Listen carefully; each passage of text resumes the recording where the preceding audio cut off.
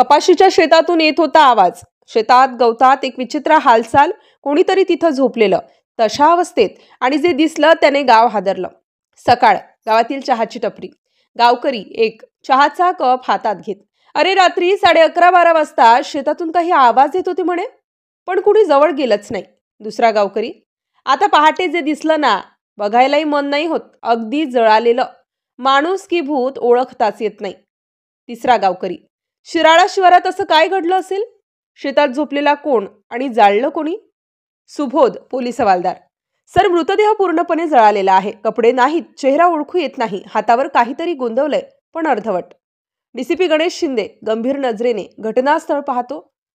माझ्या मते ही हत्या रागातून नाही, नियोजनातून झाली आहे. कोणीतरी मुद्दाम मृतदेह इथे आणून जाळला आहे. फॉरेन्सिक टीम तपास सुरू करते. जळालेल्या गवताचा वास, पेट्रोलचा सुगंध. फॉरेन्सिक अधिकारी, सर, पेट्रोलचा वापर झाला आहे आणि बघा, मृतदेहाजवळ काही बुटांच्या खुणा देखील आहेत. शिंदे, त्या खुणा जपून ठेवा, त्या आपल्याला खुनीपर्यंत घेऊन जातील.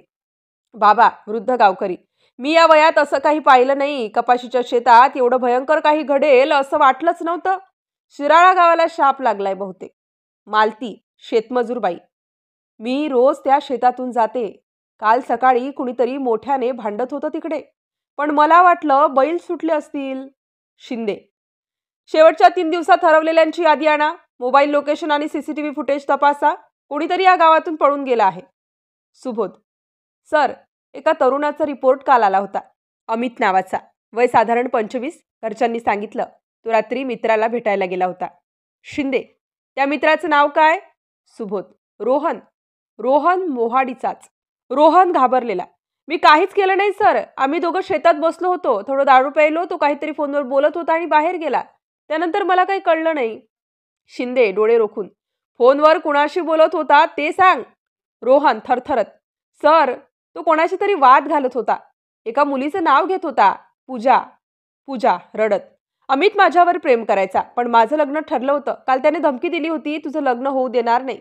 मी त्याच्याशी भांडले, पण मी त्याला मारलं नाही सर. शिंदे, शांत पण ठाम, तू मारलं नाहीस, पण कोणीतरी त्याच्यासाठी तयार होतं. अमित रागाने, तू मला धोका दिलास, मी हे सहन करणार नाही. दुसरा आवाज, सहन करायचं की नाही ते आता महत्वाचं नाही, कारण उद्याचा सूर्य तू बघणार नाहीस. चाकूचा वार, ओरड, मग पेट्रोलचा वास आणि लख्ख आग. परत वर्तमान काळात शेतात पोलिसांना एक ब्रेसलेट सापडतो.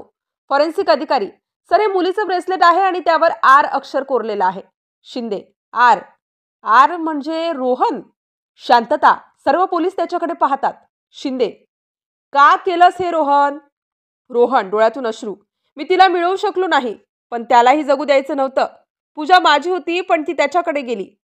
मी हरलो सर. शिंदे, तू हरला नाहीस, तू स्वतःला संपवलंस.